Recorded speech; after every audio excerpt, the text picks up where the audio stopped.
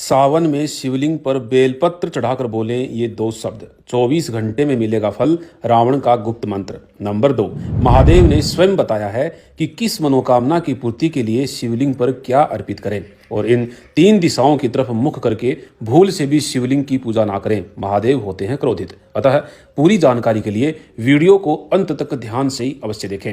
नमस्कार, स्वागत है आप सभी का एक बार फिर से। दोस्तों, श्रावण के महीने में रावण द्वारा रचित रावण संहिता में बताए गए इन अत्यंत चमत्कारिक उपायों को आप जरूर करें। रावण संहिता एक अत्यंत प्राचीन और दुर्लभ ग्रंथ है जिसकी रचना स्वयं रावण ने की थी। इस ग्रंथ में रावण ने महादेव की उपासना की अनेक प्रकार की विधियां, शक्तिशाली शिव मंत्र तथा अनेक प्रकार के टोटके बताए हैं जिन्हें करके महादेव को जल्दी प्रसन्न किया जा सकता है। दोस्तों, आप सभी जानते ही हैं कि रावण महादेव का सबसे बड़ा भक्त था। इसी भक्ति से महादेव बहुत प्रसन्न थे। रावण ने अपने महल में एक विशालकाय शिवलिंग की स्थापना भी की थी और वह उसकी नित्य पूजा भी करता था। रावण को चारों वेदों का ज्ञाता माना जाता है और उसके पास अनेक विधाएं और कलाएं थी। रावण ने ही शिव तांडव स्तोत्र की रचना की थी। रावण ने अपने ग्रंथ में सभी ग्रहों से जुड़े उपाय भी बताए हैं। जब उसने नवग्रहों को बंदी बनाया था तो उस समय उसने 9 ग्रहों से संबंधित संपूर्ण ज्ञान भी अर्जित किया था। आज हम जानेंगे रावण के द्वारा बताए गए महत्वपूर्ण उपाय जो सावन के महीने में करने चाहिए, जिससे सुख, समृद्धि और धन संपत्ति की प्राप्ति होती है और शिव जी जल्दी प्रसन्न होते हैं। दोस्तों, श्रावण का महीना भगवान शिव और माता पार्वती को सबसे अधिक प्रिय है। इसी महीने में माता पार्वती ने तपस्या करके भगवान शिव को प्रसन्न किया था। शास्त्रों में इसे प्रेम और सौभाग्य का महीना भी माना जाता है।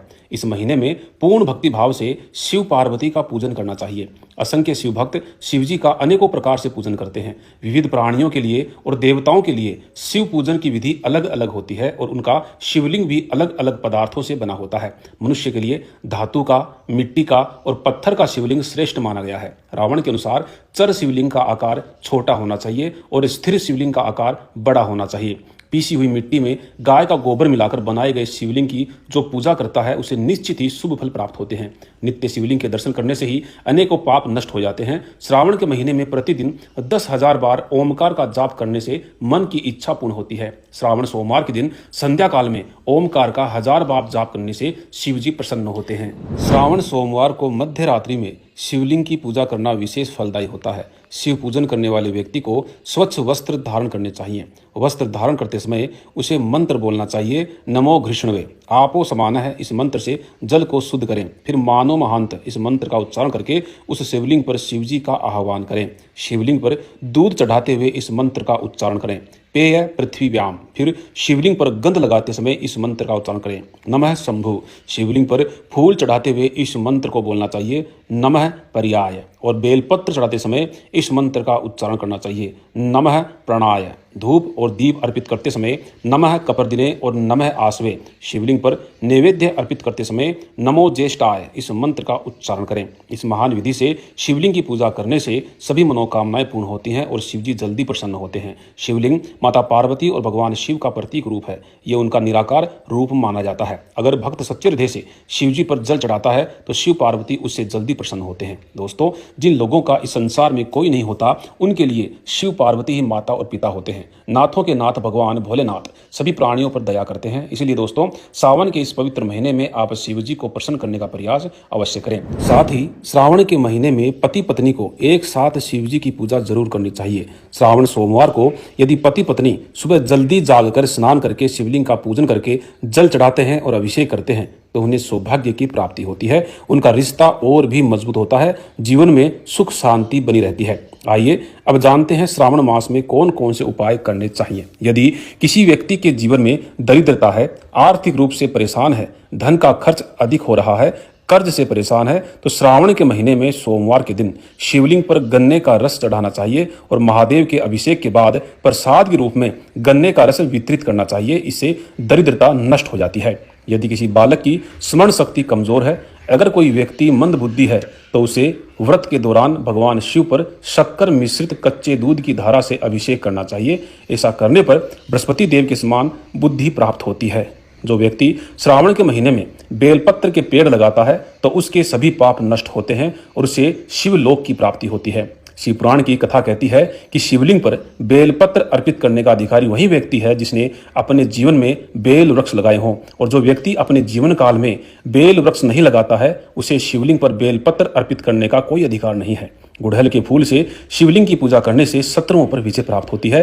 हरि श्रृंगार के फूलों से पूजा करने पर सुख संपत्ति में वृद्धि होती है। महादेव को पूर्ण भक्ति भाव से अक्षत यानी कि चावल अर्पित करने पर घर में धन धान्य की वृद्धि होती है। काले तिल से शिव जी की पूजा करने पर शत्रु और पापों का नाश होता है। दोस्तों, अगर आपके जीवन में कोई समस्या है, आप किसी बाधा या विघ्न से परेशान हैं और बार बार काम बिगड़ जाते हैं, तो श्रावण के सोमवार के दिन सरसों के तेल से भगवान शिव का अभिषेक करना चाहिए। इससे सभी कष्टों से, सभी संकटों से मुक्ति अवश्य ही मिलती है। अगर किसी दंपति को संतान नहीं है अथवा संतान ज्यादा दिनों तक जीवित नहीं रहती है, जन्म के बाद मृत्यु हो जाती है, तो उन्हें श्रावण के महीने में शिवलिंग पर गाय के घी से अभिषेक करना चाहिए और पवित्र मन से संतान की मंगल की कामना करनी चाहिए अथवा संतान प्राप्ति की कामना करें। अवश्य ही महादेव आपकी इच्छा पूरी करेंगे। अगर किसी व्यक्ति पर काले जादू का प्रभाव है अथवा वह हमेशा बीमार रहता है, तो उसे श्रावण सोमवार के दिन मधु अर्थात शहद से शिवलिंग का अभिषेक करना चाहिए और शिवलिंग पर शहद अर्पित करते समय ये दो शब्द अवश्य बोलें। वो शब्द है मधु नक्तम। इससे उस रोग अथवा बीमारी से रक्षा होती है। जो लोग सैन्य अथवा आर्मी से जुड़े हुए हैं उन्हें भगवान शिव पर धतूरे का फूल अर्पित करना चाहिए। अगर किसी दंपति के वैवाहिक जीवन में बाधा आ रही हो या शादी का संबंध टूटता हुआ दिख रहा हो, तो उसे भगवान शिव को शहद और दूध चढ़ाना चाहिए। इससे पति पत्नी के जीवन में समस्याओं का निवारण होकर शहद जैसी मधुरता आती है। श्रावण सोमवार के व्रत के दिन अगर आप गेहूं से बने पकवान भगवान शिव को चढ़ाते हैं और उसका प्रसाद के रूप में सेवन करते हैं, तो जीवन में सफलता प्राप्त होती है और बिगड़े हुए कार्य बनने लगते हैं। श्रावण सोमवार के व्रत के दिन चमेली के फूल से भगवान शिव की पूजा करने से वाहन की प्राप्ति होगी। इसमें बिल्कुल भी संशय नहीं है। मोक्ष की कामना करने वाले मनुष्य को श्रावण सोमवार के दिन भगवान शिव पर शमी पत्र अर्पित करने चाहिए। शमी के फूल से पूजा करने पर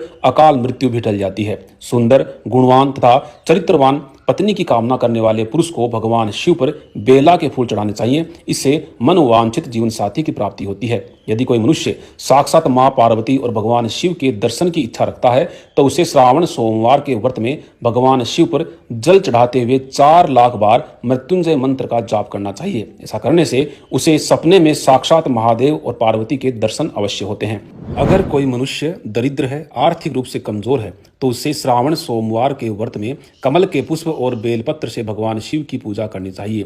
अगर कमल के पुष्प ना मिले तो कमल गट्टे के जल से शिव जी की पूजा करें। ऐसा करने पर मनुष्य की दरिद्रता समाप्त होती है। ऐसा स्वयं महादेव ने कहा है कि जिसे लक्ष्मी की कामना हो उसे कमल के फूल से या कमल गट्टे के जल से मेरी पूजा करनी चाहिए। बेलपत्र से शिव की पूजा करने से मनुष्य वो सारी वस्तुएं पा लेता है जिसकी वो कामना करता है। शिव पुराण के अनुसार भगवान शिव की पूजा सदा उत्तर दिशा की ओर मुख करके ही करनी चाहिए। रात्रि के समय भी शिवलिंग की पूजा उत्तर दिशा में मुख करके ही करनी चाहिए। जिस स्थान पर शिवलिंग की स्थापना की हुई हो उससे पूर्व दिशा में बैठना तथा खड़ा रहना वर्जित माना जाता है, क्योंकि यह दिशा भगवान शिव के आगे अथवा सामने पड़ती है और शिव के सामने कभी खड़े नहीं होना चाहिए। जिस स्थान पर शिवलिंग होता है उसके उत्तर दिशा में भी नहीं बैठना चाहिए, क्योंकि इस दिशा में भगवान शिव का वाम अंग है जहां पर शक्ति स्वरूप देवी पार्वती विराजमान है। शिव जी की पूजा करने वाले व्यक्ति को शिवलिंग से पश्चिम दिशा में भी नहीं बैठना चाहिए, क्योंकि यह शिवलिंग का पृष्ठभाग है और भगवान की पीछे की ओर से पूजा नहीं करनी चाहिए। अतः